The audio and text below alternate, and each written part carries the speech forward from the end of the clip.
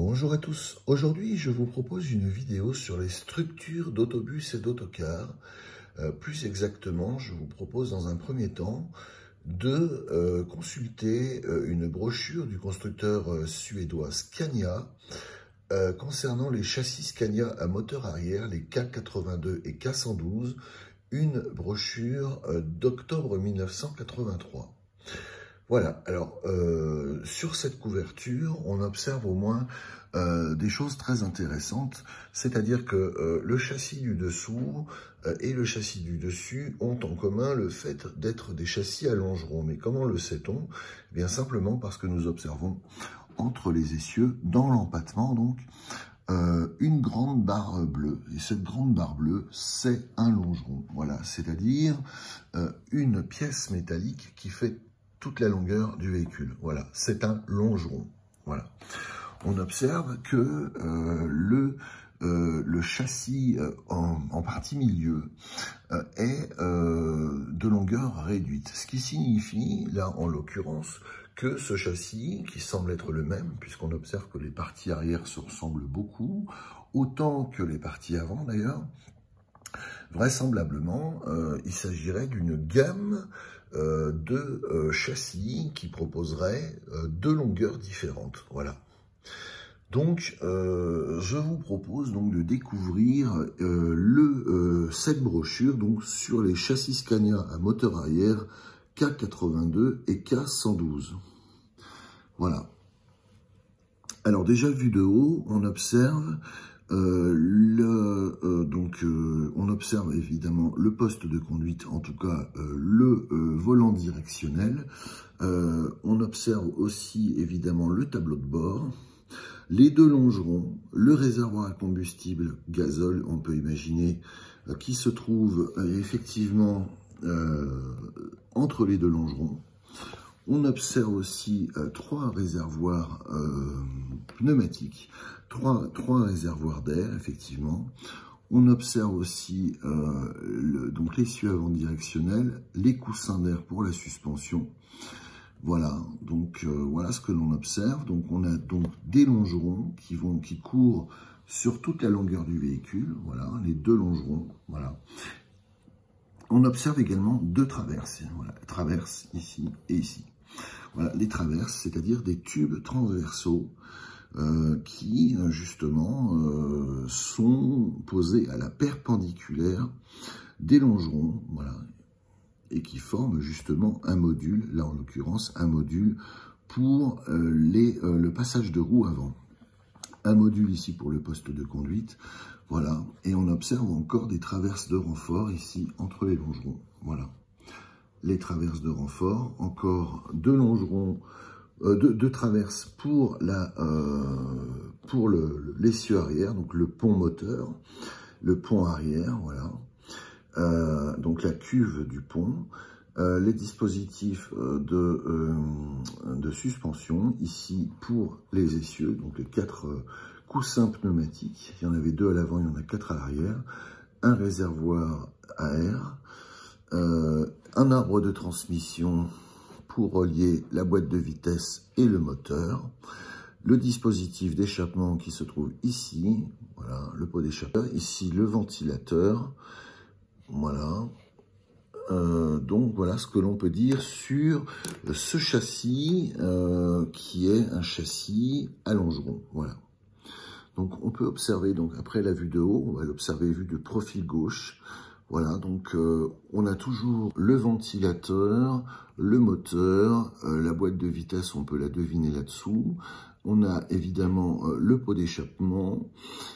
On a donc les fameux longerons qui courent sur toute la longueur du véhicule. On a donc les deux coussins d'air de suspension de chaque côté, de part et d'autre. Les roues sont jumelées, comme nous l'avons observé. Les roues sont jumelées à l'arrière, évidemment. Voilà, ensuite nous continuons la course du longeron jusqu'au réservoir à combustible qu'on a vu qui était planqué entre les deux longerons à l'avant, voilà. Et ensuite nous avons effectivement toujours donc un réservoir d'air et on a les suspensions pour le train avant directionnel, voilà. Donc le bout du longeron, le système pour donc les pédales d'accélérateur, là c'est la direction en l'occurrence, les renvois d'angle pour la direction, le levier de boîte de vitesse, donc le cas d'une boîte de vitesse qui est manuelle, voilà. Voilà ce que l'on peut dire de ce châssis à longeron, donc de technologie Scania, voilà, Scania Bussard, une documentation de 1983. Voilà, alors on va lire ensemble, là, on va découvrir ensemble la brochure avec votre permission. Voilà, donc nous sommes toujours sur les mêmes vues de châssis, hein, toujours pareil. Voilà, donc les 101 innovations des nouveaux châssis Scania à moteur arrière K82 et K112. Alors K, châssis à moteur arrière, 82, moteur de 8 litres, 112, moteur de 11 litres. Alors, les nouveaux châssis K à moteur arrière de Scania sont un développement des modèles BR86 et BR116. C'est dire qu'ils reposent sur une longue expérience et des composants éprouvés, et pourtant ils présentent un grand nombre de nouveautés. 101 pour être précis, en voici quelques-unes. 2 versions, châssis à longeron ou structure autoportante. Alors on verra ça en fin de vidéo. Les Scania 82 et 112 sont disponibles en 2 versions, châssis intégré dans une structure autoportante, livré avec un cadre de transport de 3 mètres. Châssis à longeron, livré avec un cadre de fixe de 6 mètres. Autocar urbain ou suburbain, autobus urbain ou suburbain, autocar de ligne ou de tourisme. Les K82 et K112 de Scania sont des bases mécaniques de toute classe d'autobus et d'autocars. Emmarchement bas, double porte devant l'essieu avant, simple porte derrière le pont. L'assiette a été abaissée, d'où emmarchement bas. Les porte-à-faux avant et arrière ont été rallongés, d'où possibilité d'aménager une porte à 2 battants à l'avant et une à l'arrière, à 1 battant. Le meilleur confort dans l'histoire des bus et cars Scania. Une nouvelle suspension pneumatique plus légère que par le passé réduit le poids des organes non suspendus pour un excellent confort sur la route. La nouvelle chaîne cinématique avec un meilleur étagement de la boîte réduit la consommation. Donc le Scania DSi8 de 170 kW du K82 est un nouveau moteur à suralimentation refroidie, donc intercouleur.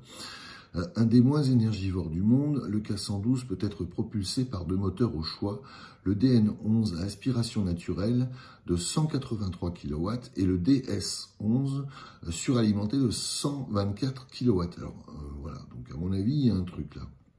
Le moteur avec turbo, il est forcément plus puissant que l'autre, mais bon. Une sélection de 3 boîtes de vitesse, une automatique à 4 rapports, une mécanique à 5 rapports réétagés et une à 10 rapports par relais. Associés à des ponts judicieusement choisis, viennent compléter le tableau pour offrir des performances optimales. Un poste de conduite confortable avec volant réglable et nouvelle instrumentation. Le volant réglable sur demande permet au conducteur de choisir la position qui lui convient le mieux. Les pédales suspendues, l'assistance au débrayage et au passage de vitesse, cette dernière sur demande, ainsi qu'une nouvelle instrumentation font du poste de conduite un lieu de travail idéal. Et tous les avantages des bus et cars à moteur arrière. Silencieux puisque le moteur est loin à l'arrière et facile à insonoriser, facile à entretenir grâce à un excellent accès aux organes, adhérence optimale, le poids du moteur reposant sur les roues motrices, vaste soute à bagages traversante entre les essieux, grande liberté d'aménagement de l'intérieur. Donc nous avons toujours la même illustration des châssis vus de haut et côté gauche, face gauche. Voilà, donc bas et silencieux grâce à la suspension pneumatique.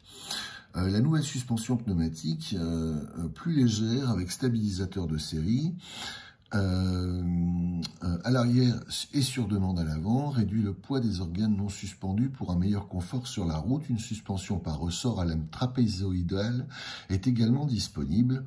L'assiette basse de 82 cm permet de pratiquer un emmarchement extrêmement aisé. La possibilité de prévoir une double porte à l'avant et une porte simple à l'arrière facilite la montée et la descente des passagers. Le moteur aux émissions sonores basses, grâce à un nouveau silencieux et à sa vitesse réduite, est facile à insonoriser de par sa position tout à l'arrière du véhicule. Donc là, en fait, la largeur permet de placer un emmarchement avec une porte à 2 vantaux. Et ici, à l'arrière, on peut y placer une porte à inventail, avec l'emmarchement, évidemment, qui est dédié. Voilà. Les freins ont des grandes surfaces de frottement, et la pression des circuits a été augmentée pour une plus grande durée de vie et une meilleure fiabilité. La direction assistée qui permet un angle de braquage de 54 degrés, la nouvelle assistance au débrayage et au passage des vitesses, cette dernière sur demande, ainsi que la nouvelle boîte mécanique à 5 rapports réétagés, la boîte à 10 vitesses par relais ou la boîte automatique à 4 rapports permettent une conduite en douceur, sans stress. Les nouvelles biellettes courtes à l'avant vous donnent libre choix des pneus qui vous conviennent le mieux. Voilà, donc l'adaptabilité de la gamme des châssis Scania et tous les avantages associés justement au châssis Scania. Voilà. Donc bien entendu, je reprécise qu'il s'agit d'une brochure de 1983. Donc, la chaîne cinématique imbattable, le Scania DSi-8 du K82, est un moteur à suralimentation refroidi. Une comparaison avec son prédécesseur, le DS8 suralimenté, révèle un gain de puissance de 15 kW, c'est-à-dire 21 chevaux, une augmentation du couple de 90 Nm, c'est-à-dire 9 m/kg, et une réduction imposante de la consommation spécifique de 7 grammes par kWh, comme le montre le diagramme ci-dessous. Alors, ah oui, d'accord. Donc là, c'est l'ancien moteur, et là, c'est le nouveau moteur, vraisemblablement. Oui, puisque la courbe de consommation, là, est supérieure. La bleue est supérieure. Donc, en fait, la rouge, c'est le nouveau moteur. Voilà. Le nouveau moteur consomme moins, mais offre effectivement plus de puissance et plus de couple que l'ancien moteur en bleu. Voilà. Donc effectivement, là, voilà. Donc on a effectivement le couple à 800 combien 825 Nm a priori. Un moteur de 170 kW. Voilà. Je crois que c'est ça qu'il disait. Donc deux motorisations bas régime au choix sont disponibles pour le Scania K112. Le DN11 aspiration naturelle et le DS11 suralimenté, tous deux des organes éprouvés qui comptent parmi les plus sobres et les plus fiables du monde. La nouvelle assistance de débrayage assure un passage des vitesses en douceur dans la boîte à 5 rapports réétagés ou la boîte à 10 rapports par médiateur, le passage pouvant être lui-même assisté. Voilà donc le schéma effectivement de fonctionnement des boîtes de vitesse. Le porte-à-faux arrière a été quelque peu allongé et offre toute la place nécessaire pour l'installation d'un ralentisseur Telma à l'arrière de la boîte. 5 rapports de pont sont disponibles pour une parfaite adaptation au groupe moteur et aux conditions d'exploitation. Les châssis K de Scania permettent d'optimiser la chaîne cinématique du véhicule. Voilà, donc là, ce sont les 5 couples de ponts, 4,86, 4,38, 3,89, 3,46 et 5,33. Voilà, avec évidemment les boîtes associées.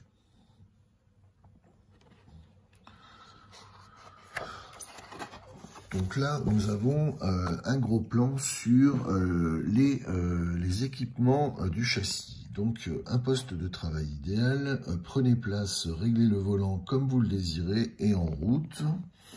Voilà, donc ensuite nous avons le moteur, vous l'entendrez à peine. Heureusement qu'il y a un contour dans le nouveau tableau de bord, parfaitement aménagé et généreusement dimensionné pour recevoir tous les instruments, commandes et langues témoins. Le nouveau servo-débrayage permet de démarrer le véhicule en douceur. Le passage des vitesses étant également assisté. Les pédales sont parfaitement conçues, leur écartement et leur inclinaison ont été judicieusement calculés, et de plus, elles sont suspendues, ce qui supprime tout courant d'air au plancher. La direction assistée supprime tous les efforts. La tenue de route a été améliorée grâce à la nouvelle suspension de roue avant et les nouvelles bielles de réaction. La pédale de l'accélérateur, reliée au moteur par un câble de grande précision, répond immédiatement à chaque pression du pied. Freinée en douceur, les surfaces de frottement ont été augmentées, de même que la pression des circuits. Voilà, donc le rangement en créneau, un jeu d'enfant grâce à un angle de braquage de 54 degrés. Vous pouvez presque déplacer le véhicule latéralement. Descendez sans sauter, quel emmarchement! Faites le tour du propriétaire, voyez quel angle d'approche généreux et la roue de secours facilement accessible sous le poste de conduite. Jetez un coup d'œil à la porte à 2 battants devant l'essieu, urbain, suburbain et ligne, le bouchon de remplissage du réservoir qui ne contient pas moins de 315 litres. Admirez les grandes soutes à bagages traversantes, tourisme, que vous pouvez charger et décharger des 2 côtés, ainsi que le parfait accès aux organes pour les vérifications quotidiennes. Les Scania K82 et K112 sont aux petits soins pour le conducteur. Voilà, donc encore une répétition des éléments du châssis à l'avant, voilà. Alors, donc on a le petit châssis, là, voilà, donc c'est très intéressant de voir, effectivement, la version courte, vue de haut et face gauche, voilà. Donc, facile à entretenir, par définition, un bus ou un car à moteur arrière est facile à entretenir, toutes les commandes, les instruments et les fusibles sont regroupés dans le poste de conduite et le compartiment moteur. La section médiane, réservée aux passagers et aux bagages, ne demande qu'un nettoyage. Au contraire de certaines autres dispositions, le moteur arrière ne requiert aucune fosse dans les ateliers. Des panneaux disposés judicieusement autour du groupe permettent un excellent accès aux organes et de plus le radiateur est décalé sur le côté. 3 capteurs à l'intérieur du compartiment détectent immédiatement toute température excessive et émettent un signal vers le tableau de bord. Excellent accès également à la centrale électrique arrière. Tous les conducteurs sont groupés en faisceaux logés dans des tubes en plastique. Plusieurs longueurs sont disponibles, ce qui permet au carrossier de placer le boîtier des fusibles et des relais à son choix. Les fils sont clairement repérés et faciles à identifier à hauteur des dérivations et des boîtiers. Le tableau de bord comporte des lampes témoins de plusieurs couleurs ainsi que des voyants rouges qui signalent une situation demandant une intervention rapide. Ce peut être la pression des circuits de freinage ou de l'huile, une baisse du niveau du radiateur ou la charge des batteries. Le conducteur peut à tout moment vérifier le fonctionnement des lampes par simple pression d'un bouton poussoir. Les châssis K de Scania sont conçus pour une exploitation fiable et un entretien facile. Voilà donc les avantages de la gamme de châssis Scania. Alors ici, nous avons effectivement les trois applications donc schématisées, c'est-à-dire en haut un autobus urbain à 2 portes à 4 vantaux à l'avant et au milieu, et une porte arrière à 2 vantaux. Voilà. Au milieu, nous avons un dessin d'un autocar de ligne Intercity, voilà, de ligne départementale. Donc une porte à 2 vantaux à l'avant, une porte à 2 vantaux au milieu, voilà. Et puis en bas, nous avons effectivement un visuel effectivement d'un autocar de tourisme, voilà. Donc les châssis K pour toutes les classes de bus et cars, bus urbain et suburbain, car de ligne, propulsé par un des moteurs les plus sobres du monde. Le Scania DSi 8 a suralimentation refroidie, développant 170 kW, soit 15 de plus que le DS8 pour une consommation inférieure de 3%. Possibilité de prévoir une double porte devant l'essieu avant et une simple porte à l'arrière, angle de braquage de 54 degrés, assiette basse, 820 mm seulement, donc c'est la hauteur du plancher, cadre fixe 6 mètres de long, pour châssis à longeron, volant réglable sur demande pour une position de conduite idéale, boîte automatique à 4 vitesses. Voilà, donc très intéressant de voir que le moteur DSi8 suralimenté par turbo refroidi, donc développant 170 kW, soit 15 kW de plus que le DSi8, pour une consommation inférieure de 3%. Donc ça, c'est toute la magie et le miracle d'un turbo intercouleur. Voilà, d'un turbo à air d'admission refroidi. Le car de tourisme, donc, nouveau moteur plus puissant de 143 à 224 kW et plus sobre.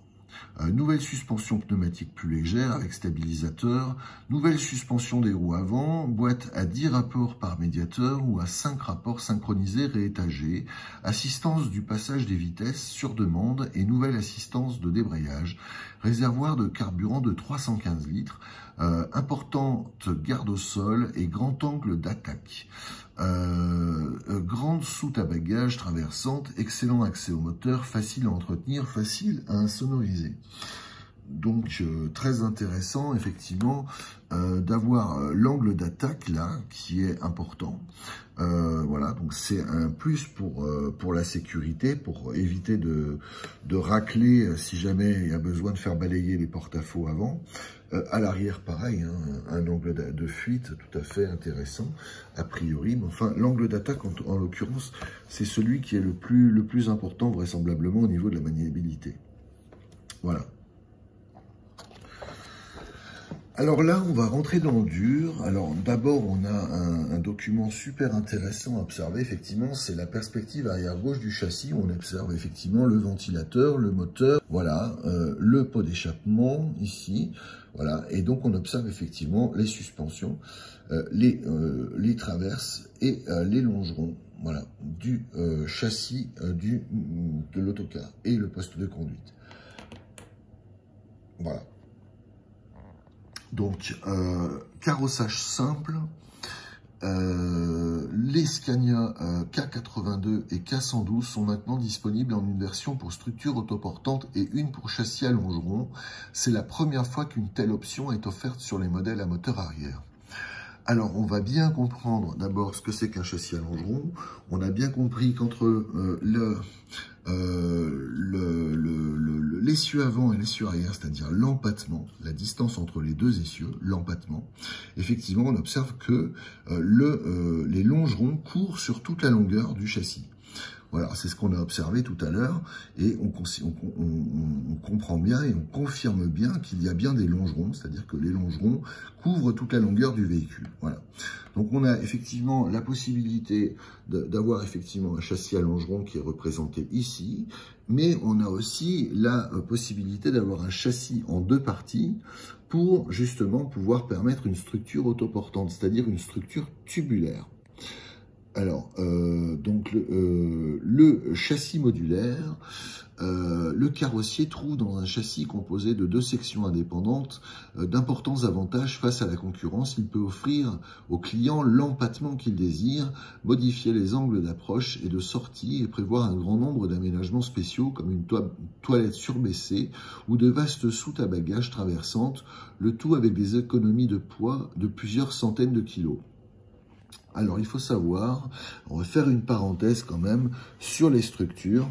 Là, en l'occurrence, il s'agit d'un Renault FR1 et la structure est totalement autoportante. C'est-à-dire qu'en fait, le châssis est un châssis en treillis de la partie arrière à la partie avant ou de la partie avant à la partie arrière. En plus, il faut savoir que ce FR1, qui date quand même, technologie qui date de 1983, donc une conception quand même assez récente à l'échelle de la fabrication d'autocars et d'autobus. C'est une structure qui fait appel à des tôles embouties, que l'on observe ici. Effectivement, on voit que ce sont des tôles embouties. Ici aussi, ce sont des tôles embouties. C'est-à-dire que ces tôles embouties remplacent des tubes. Donc, qu'il s'agisse de tôles embouties ou de tubes, dans tous les cas, la structure autoportante, intrinsèquement à elle-même, peut accepter, peut supporter les efforts de flexion et de torsion. Il faut savoir qu'une structure autoportante, une structure de terme générique, pour qualifier l'ossature du véhicule, cette structure est soumise à des contraintes de flexion et de torsion. Pourquoi ?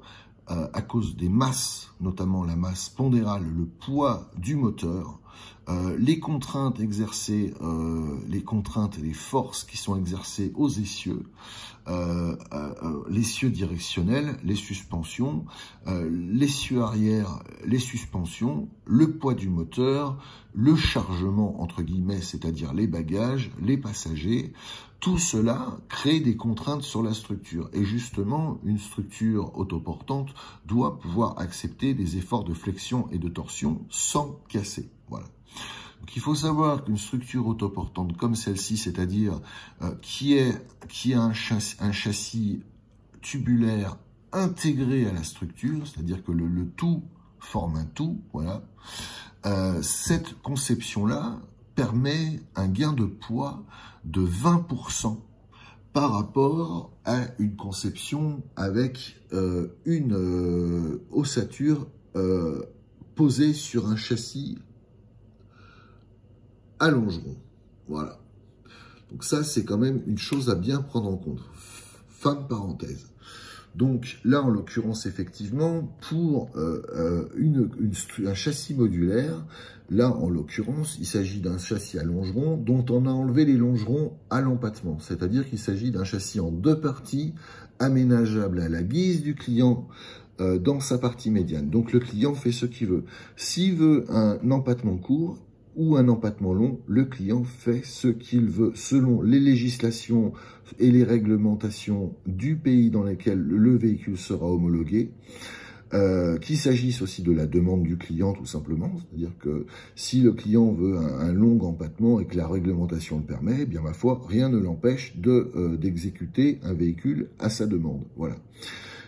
L'avantage d'un empattement en treillis, c'est d'avoir effectivement une grande surface de soute dans le cas d'un autocar. Parce que là, c'est quand même compliqué quand il y a des gros longerons d'avoir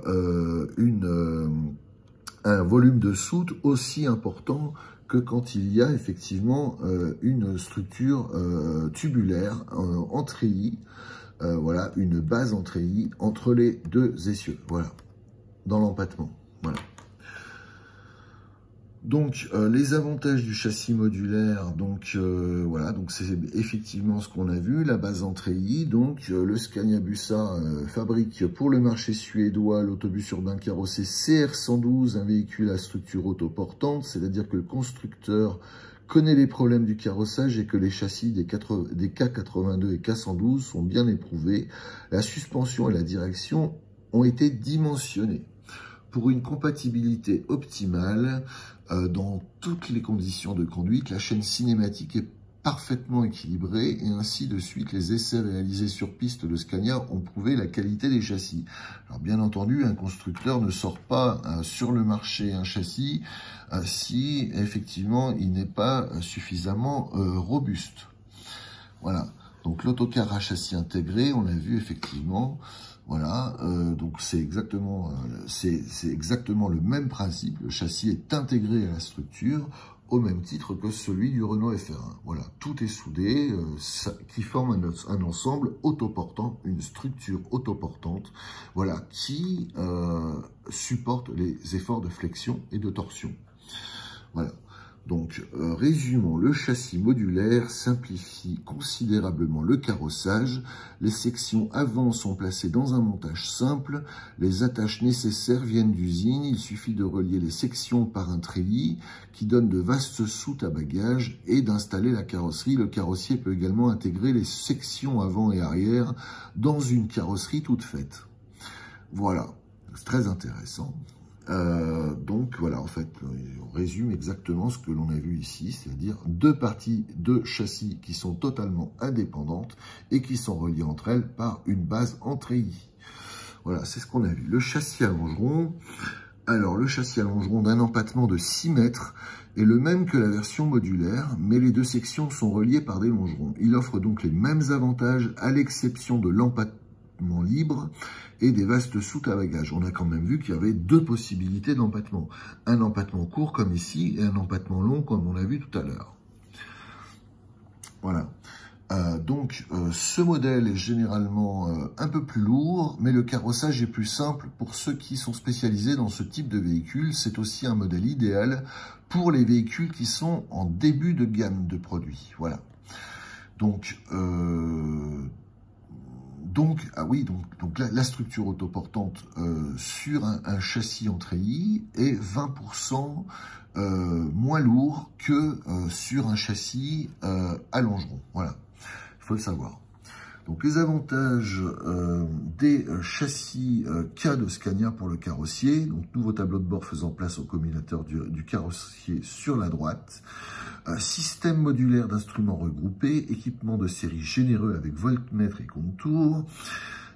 Fibre optique, tuyaux des circuits de freinage en plastique armé et conducteurs électriques bien repérés dans les tubes en plastique, livrés en longueur suffisante pour un empattement de 7 mètres 40 cm.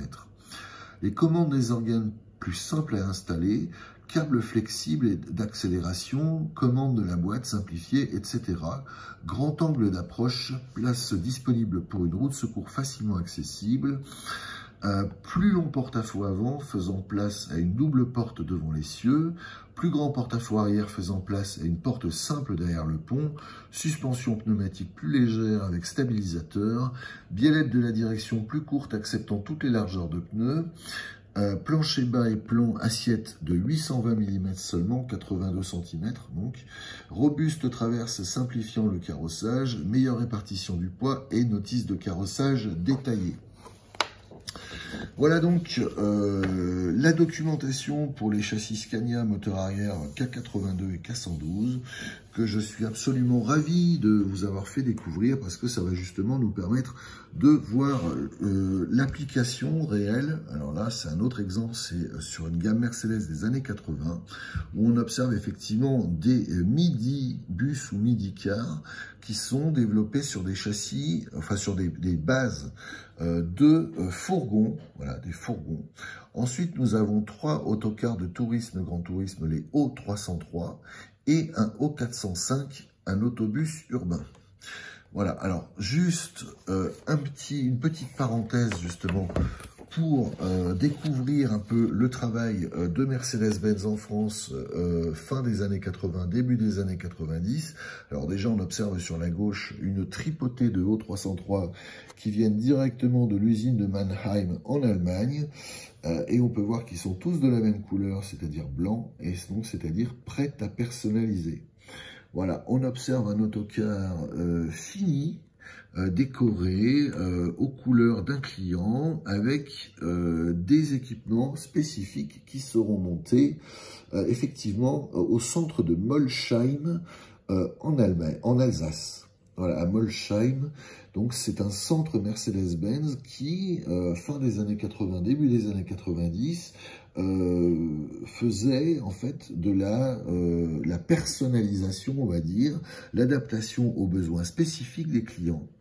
Voilà, donc Daimler-Benz conçoit, fabrique, commercialise des autocars dans le monde entier. Il nous est apparu important de mieux faire connaître la valeur ajoutée française apportée aux véhicules vendus en France. Cette brochure a l'ambition de présenter les aménagements effectués sur nos véhicules au centre de Molsheim en Allemagne, en Alsace, notamment les équipements achetés et montés en France, les transformations réalisées par les carrossiers français, surtout le nouveau Transpol qui a été créé et construit à Colmar en étroite collaboration avec Mercedes-Benz France.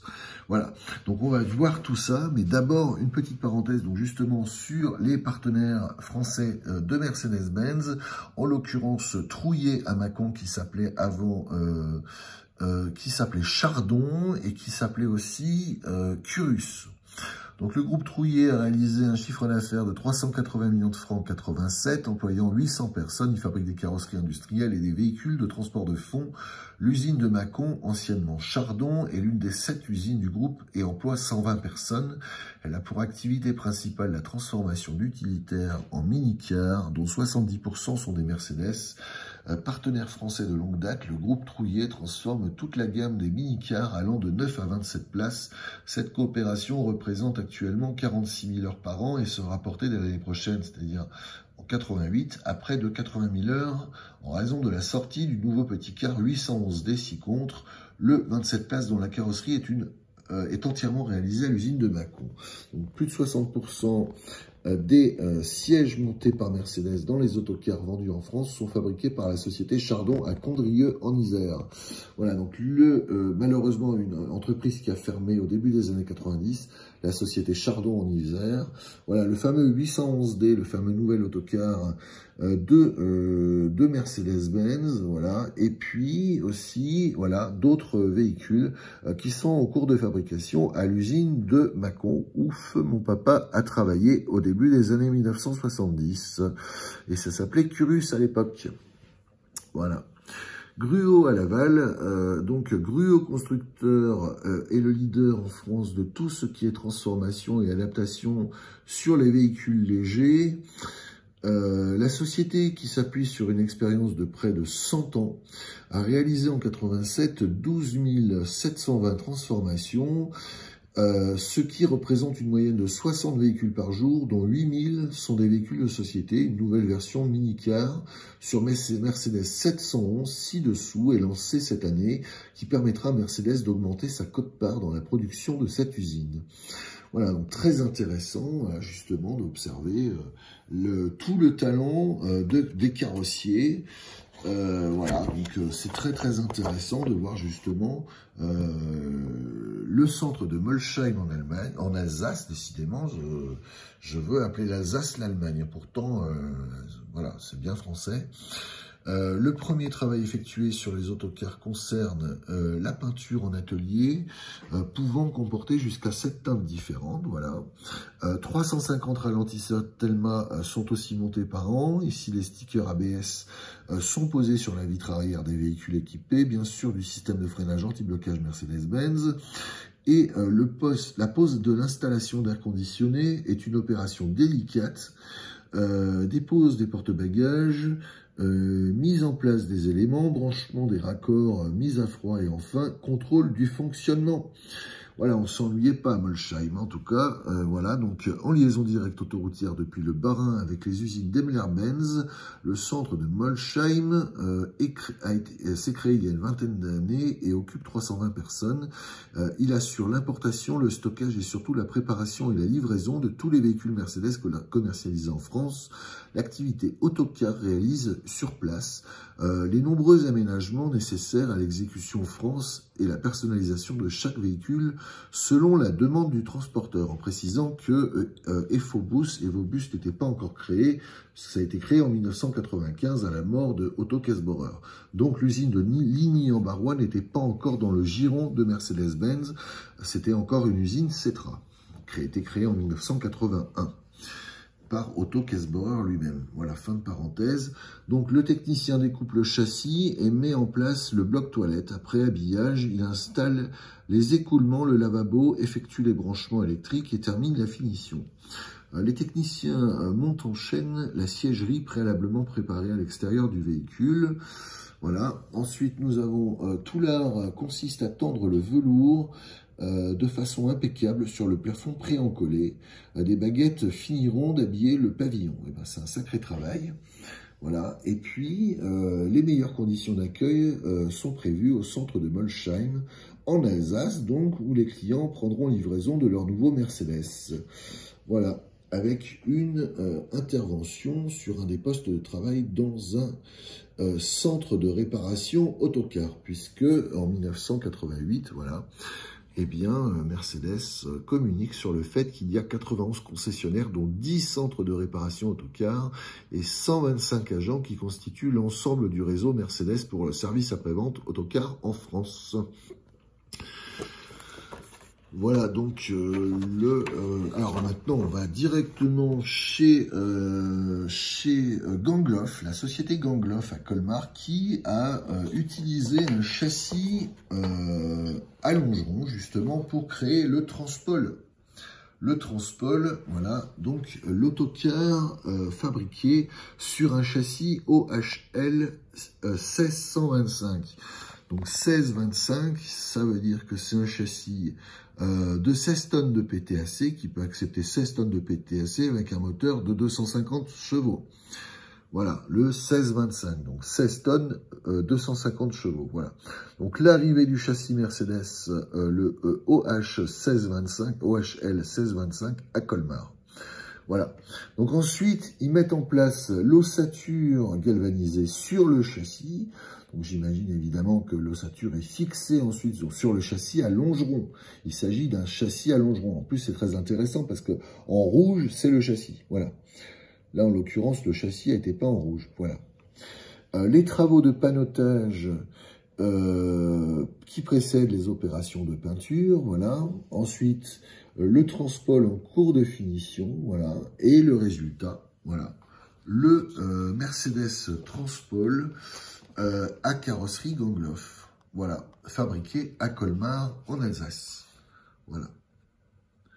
Le Transpol qui connaîtra d'ailleurs un beau succès en France, un autocar de ligne tout à fait valable, très intéressant, voilà. Donc le Transpol, nouvel autocar de ligne et interurbain sur châssis Mercedes OHL 1625 est le fruit de la coopération entre Mercedes-Benz France et la société Gangloff.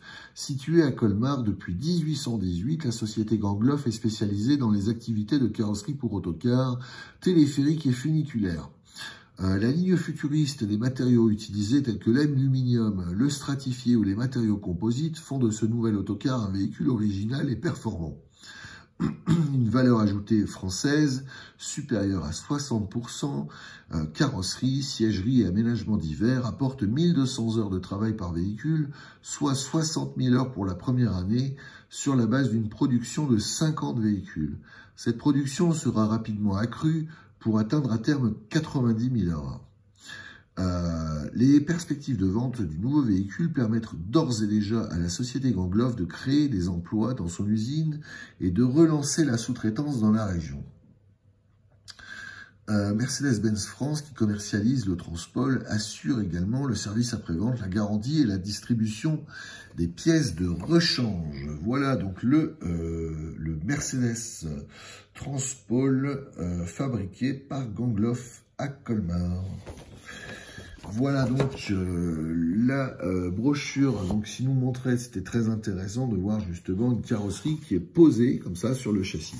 C'est très intéressant, c'est pour ça que je voulais vous montrer la brochure. Alors sans transition, on va regarder la brochure du Saviam SC10 et là on observe effectivement la soudure du châssis du Saviam SC10.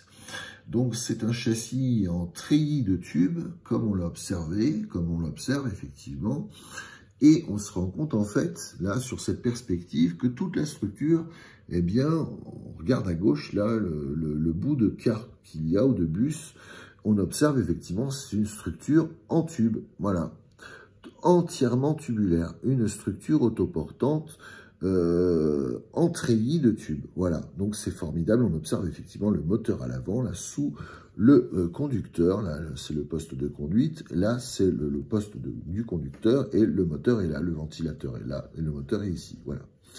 Très intéressant de voir effectivement la structure autoportante. C'est un exemple de structure autoportante. Voilà. Le Saviam SC10. Alors ici, on change de génération. On est sur un véhicule Cetra, un autobus surbaissé, un autocar surbaissé. Voilà. Donc c'est très intéressant de voir aussi qu'il s'agit d'une structure autoportante en treillis et que le châssis est intégré à la structure. Voilà. Alors, le véhicule surbaissé a quand même cette particularité d'être une structure renforcée. On peut observer effectivement les gros renforts là, sur les faces latérales au niveau des passages de roues, justement, pour accepter les efforts de flexion et de torsion. Si ces gros renforts-là sont placés sur les passages de roue, c'est pas pour rien, hein. C'est forcément qu'il y a de très fortes contraintes à cet endroit-là. On peut observer aussi les tôles de passage de roue qui sont déjà placées sur l'ossature. On peut imaginer que ces tôles soient suffisamment épaisses pour, elles aussi, renforcer la structure totale du véhicule. Ça, c'est intéressant à observer sur un véhicule surbaissé, puisque c'est un véhicule quand même, enfin c'est un concept de véhicule assez récent. Voilà. Ici, c'est un véhicule MAN, un autobus à plancher surbaissé également. Des gros longerons ici, là, les gros longerons bien épais, 5 à 6 cm de largeur sur une quinzaine de centimètres de hauteur, certainement une épaisseur d'au moins 5 mm. Là, ce sont les longerons du châssis surbaissé, de l'autobus surbaissé que l'on observe ici. Effectivement, on les voit là, on voit bien qu'ils sont bien épais là, ces longerons. Ces traverses sont bien épaisses. Effectivement, les longerons, ouais, avec un peu d'ombre, il y a un peu d'ombre, on ne sait pas trop ce que c'est, mais enfin, on observe effectivement une structure autoportante, effectivement, avec des longerons assez épais. Voilà, épais et voilà, assez haut pour un véhicule à plancher surbaissé. Voilà, donc c'est une structure de nouvelle génération.